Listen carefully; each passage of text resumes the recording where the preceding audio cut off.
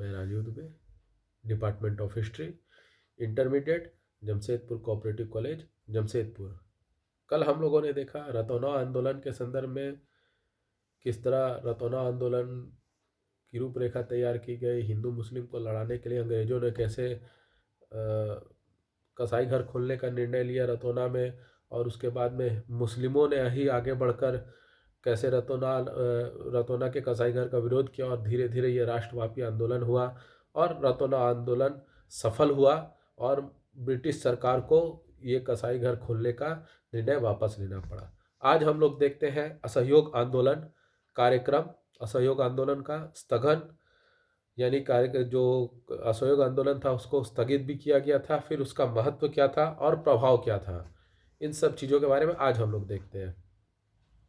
महात्मा गांधी जब अंग्रेजों से के लिए सहयोगी से असहयोगी बन गए थे, रॉलेट एक्ट, जालियांवाला बाग कांड और खिलाफत आंदोलन से ब्रिटिश सरकार से महात्मा गांधी का भरोसा उठ गया था। ये सभी चीज़ें जब रॉलेट एक्ट हुआ, जालियांवाला कांड, तो महात्मा गांधी का ब्रिटिश सरकार से विश्वास उठ गया था। खिलाफत आंदोलन के बाद में और विश्वास जो भी रहा बचा कुछ विश्वास था वो खत्म हो गया था।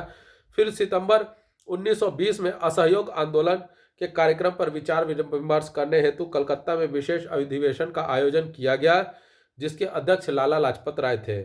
इस अधिवेशन में गांधी जी ने प्रस्ताव पेश करते हुए कहा, अंग्रेजी सरकार शैतान है जिसके साथ सहयोग संभव नहीं है।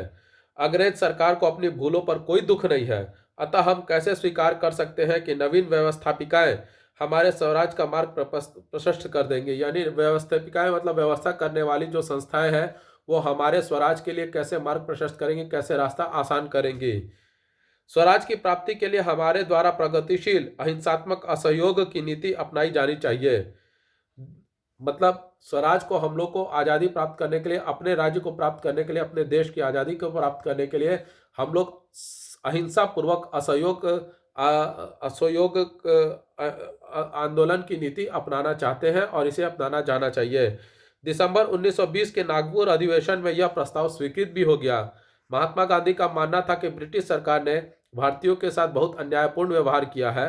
ब्रिटिश सरकार अब उन्हें अन्यायी शैतानी कार्यों से पूर्ण लगने लगी थी और अन्यायी सरकार के साथ सहयोग करने में भी दोष है। अन्यायी को सहयोग देना पाप था, अतएव उन्होंने असहयोग आंदोलन का निर्णय लिया। यानी इसके पहले महात्मा गांधी ब्रिटिश सरकार पर भरोसा करते थे और ब्रिटिश सरकार को सहयोग भी करना चाहते थे, परंतु रॉलेट एक्ट, जालियांवाला बाग कांड, उसके बाद खिलाफत आंदोलन के पश्चात में उनका ये भ्रम दूर हो गया और वे ब्रिटिश सरकार के खिलाफ खड़े हो गए और असहयोग आंदोलन जो हर उनके मतलब जो सहयोग करते थे वो अब उसके साथ में अब असहयोग करने की बात करने लगे और उस पूरी तरह से उसके विरोध में खड़े हो गए और अब असहयोग आंदोलन करने की बात शुरू हो गई कि हम ब्रिटिश सरकार को किसी भी तरह से सहयोग नहीं करेंगे, उसका विरोध करेंगे, असहयोग करेंगे अहिंसात्मक तरीके से। यानी उनके आंदोलन में किसी भी तरीके से किसी प्रकार की हिंसा नहीं होगी, हम लोग इस तरह का व्यवहार करेंगे। अब इसके बारे में कार्यक्रम, अन्यायी को उनका मानना था जो अन्याय करता है, जो गलत काम करता है, उसका सहयोग देना भी पाप है, इसलिए वे लोग सहयोग नहीं देकर असहयोग करना चाहते थे। इसके बाद असहयोग आंदोलन का कार्यक्रम, महात्मा गांधी जी का प्रथम यह जन आंदोलन था। इसके पहले जो भी किया एक छोटे स्तर पर आंदोलन था, ये कोई बहुत बड़े व्यापक स्तर पर नहीं था और ये पहला जन आंदोलन था जो पूरे राष्ट्रीय स्तर पर किया जाने वाला था, जो असहयोग आंदोलन के नाम से जाना गया।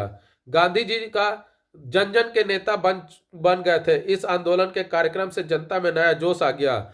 जो इस असहयोग आंदोलन का जो कार्यक्रम था उस कार्यक्रम के बारे में से जानकर जनता को एक अलग तरह का जोश आ गया। अब तक गांधी जी एक जन जन के नेता बन चुके थे। तो जो कार्यक्रम था असहयोग आंदोलन का, उसमें पहला था सरकार से प्राप्त उपाधियां वैतनिक या अवैतनिक पदों को त्यागना। यानी सरकार ने कई लोगों को कुछ उपाधियां दी थी सम्मान के रूप में। कई लोग सरकारी कर्मचारी थे जो वैतनिक या अवैतनिक पद पर बने हुए थे, उन सभी को त्याग देना था, जिसमें महात्मा गांधी ने भी केसरे हिंद की उपाधि वापस की थी। रविन्द्रनाथ टैगोर ने भी सर की उपाधि वापस कर दी थी। दूसरा, सरकारी स्कूलों या सरकारी अनुदान प्राप्त स्कूलों का बहिष्कार, यानी सरकार द्वारा, जो ब्रिटिश सरकार द्वारा चलाए जा रहे स्कूल है या सरकारी अनुदान प्राप्त स्कूल, यानी सरकार उसको पैसे देती है, वैसे स्कूलों का भी बहिष्कार किया जाए।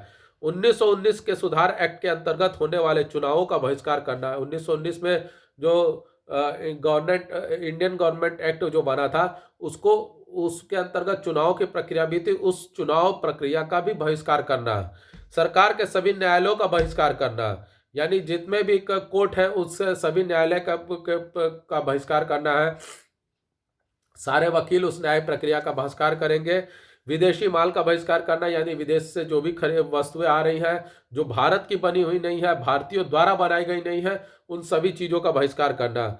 सभी सरकारी या अर्ध सरकारी समारोहों का बहिष्कार करना, यानी जितने भी सरकारी समारोह होंगे या अर्ध सरकारी समारोह होंगे, उन सभी समारोहों का भी बहिष्कार करना है।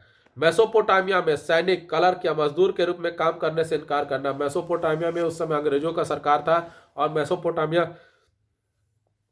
में किसी भी तरह के सैनिक, क्लर्क या मजदूर किसी भी तरीके से वहां काम करने से मना कर देना है। मद्यपान निषेध करना, यानी दारू नहीं पीना है और ना दारू पीने देना है। मद्यपान को एकदम निषेध कर देना है। सरकार के करों को न देना, सरकार जो हम लोगों से कर लेती है उस कर को भी नहीं देना है, उसका भी विरोध करना है। सैनिक कर्मचारियों द्वारा विदेशों में नौकरी करने से इनकार करना, जो भी सैनिक कर्मचारी है वो विदेशों में नौकरी नहीं करे, वो नौकरी करने से इनकार कर दे। ये 10 कार्यक्रम थे, 10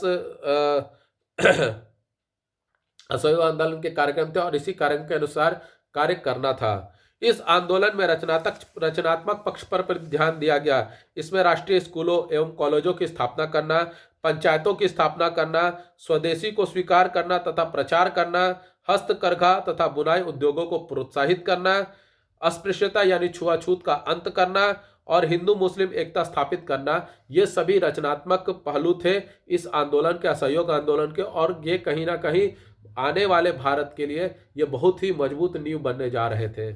गांधी जी ने इस असहयोग आंदोलन को लेकर पूरे देश का दौरा किया, लोगों में जागृति और उत्साह जगाया, लोगों को अहिंसा का मार्ग पकड़कर रखने को कहा। वे हर बार हमेशा कहा करते थे कि हर समस्या का समाधान अहिंसा से किया जा सकता है, हिंसा की किसी भी कहीं भी कोई जगह नहीं है। किसी भी कीमत पर आंदोलन हिंसात्मक ना होने पाए। पशु बल पर आत्मबल से ही विजय पाया जाता है, यानी हिंसा करना यानी पशु बल जैसा कार्य करना, उसको काबू आत्मबल से यानी अपनी आत्मशक्ति से ही उसको काबू किया जा सकता है। आंदोलन अत्यंत तीव्र गति से फैल रहा था। स्कूल कॉलेजों के हजारों छात्रों ने बहिष्कार किया। वकीलों ने भी बड़े स्तर पर अदालतों का बहिष्कार कर दिया। देश के जाने माने वकील जैसे CR दास, मोतीलाल नेहरू आदि ने वकालत तक छोड़ दी। विदेशी कपड़ों की होली जलाई गई। चरखे खादी का प्रचार होना शुरू हुआ। खादी राष्ट्रीयता का प्रतीक बन गया। शराब की दुकानों पर धरना दिया गया। चुनावों का बहिष्कार कर दिया गया। कोई भी कांग्रेसी चुनाव में खड़ा नहीं हुआ। असहयोग आंदोलन देश का ऐसा विशाल जन आंदोलन बन गया जिसमें सभी प्रांत, वर्ग और जातियों के लोगों ने भाग लिया, यानी एक पूरी तरह से जन आंदोलन बन गया। इस आंदोलन में विशाल जन भागीदारी देखकर सभी आश्चर्यचकित रह गए। असहयोग आंदोलन की तीव्रता के बारे में कूपलैंड लिखता है, गांधी जी ने वह काम किया जो तिलक भी नहीं कर सके। यह राष्ट्रीय आंदोलन को क्रांतिकारी आंदोलन के रूप में बदल दिया गया। उन्होंने इसे स्वतंत्रता के लक्ष्य की ओर बढ़ना सिखाया। अभी तक वह नगरों के बुद्धिजीवी वर्ग तक ही सीमित था, अब वह देहात की जनता तक पहुंच गया। इस प्रकार गांधी जी के व्यक्तित्व में भारत के देहातों में भी जागृति पैदा कर दी। यानी कुल मिलाकर देखा जाए तो असहयोग आंदोलन भारत के जन जन तक फैल गया था।